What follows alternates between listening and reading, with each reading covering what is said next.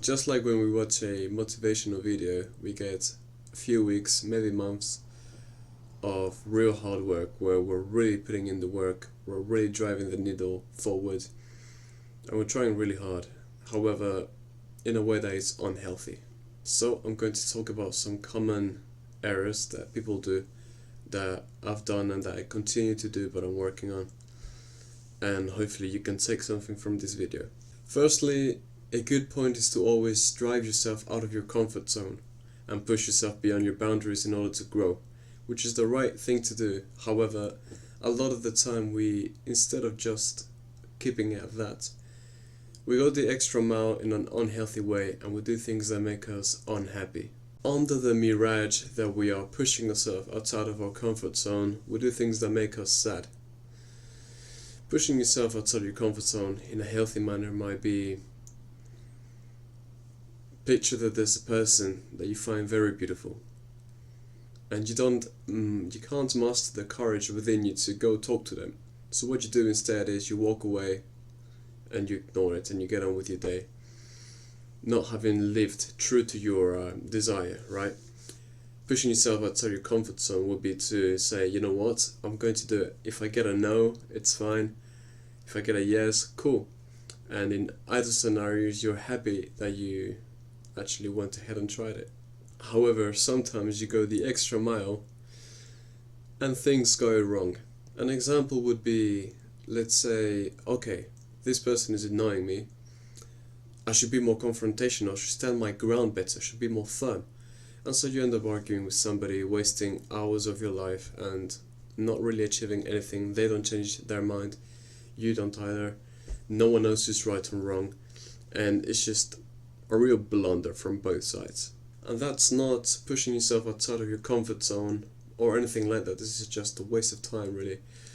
The more ideal mindset to have around it or to navigate it would be, you know what, I'm going to walk away from this argument and I'm not going to partake. And in that time, you save yourself face, you save the other person face, and you grow in spirit and intellect. And walking away is a sign of growth. Instead of letting them talk to you in a way that's despicable, you communicate, hey, look, I'm sorry, I've got my own things to do and I'm not going to sit here and be disrespected by you. You don't argue and you move on with your day, and this way you are pushing yourself outside your comfort zone because you're being honest in a way that lets you not have to deal with this pussy.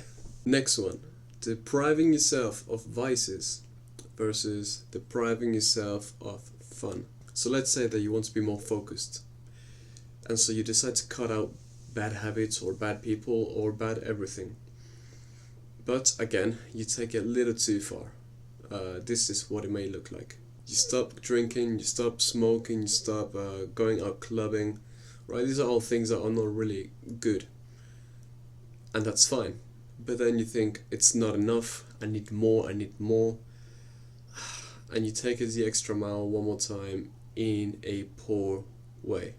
For example, you may have hobbies such as playing basketball, playing the guitar, playing the piano, and you say to yourself, alright, I'm going to stop doing this because it is a distraction, it is getting in my way.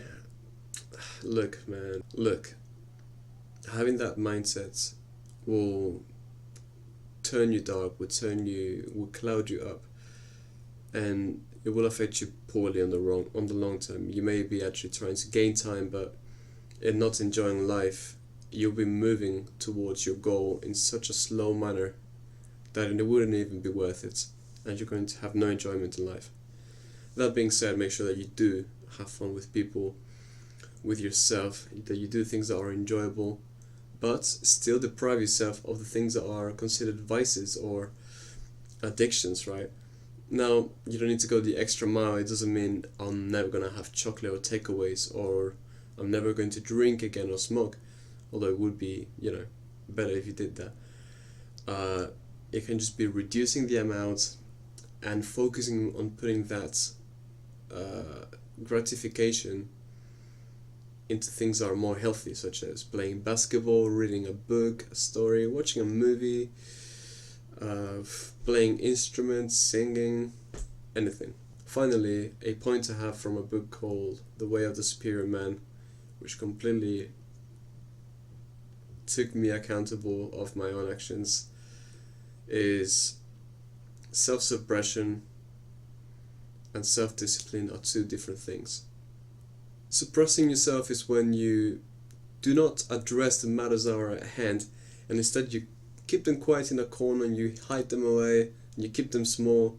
But guess what? They will grow and they will come back for you someday, and you will have to tackle it head on sooner or later. So overall, 0 out of 10. I wouldn't recommend. What you should do instead of suppressing those desires, if it's something negative perhaps, look, it's human instinct. Let's say you're a guy, it's human instinct, but you go to the gym or anything like that, and then you just have like some booty in front of you and you can't help but look at it and you're like, this is not bad, I need to stop, and you're stopping, but you're actually being weird about it, right? You're being weird, and then you're still glancing every now and then, but you're being very awkward and weird. A better way to tackle it, of course, the grand way would be to not look at all, but look, we're not perfect. The better way to tackle that would be to say, okay, take a deep breath, look at it, it looks back at you. Look at it, take a deep breath and think, okay, I've seen it, fair enough, move on, do something else, carry on with your workout. Why are you getting distracted in the first place? But yeah, that's for the suppression side. Now for self-discipline is where you don't let your lesser desires trump over your highest purpose. And I just love that, because I was getting the two mixed up and I was living in disharmony. But thanks to the realization of what self-discipline actually means, my life changed forever. To put into perspective, let's say you have a plan, a routine, a diet to get to a physical goal that you want to get to. And that's your highest purpose, right? You're not letting your lesser desires get control and trump over that higher purpose.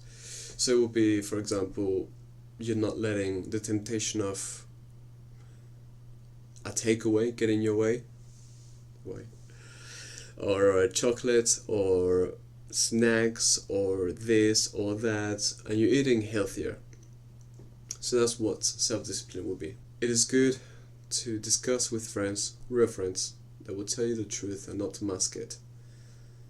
Whether you are doing things that are too much for you, or whether you are being too stubborn with yourself or working not hard enough, and have them lay out bluntly for you, because it's harder to look at yourself than to look at others. Others will look at you easier than they can look at themselves. That being said, something to munch about, to think about that. These are things that are hitting close to home for me recently, so I hope you found value in it. And yeah, that's all. Much love.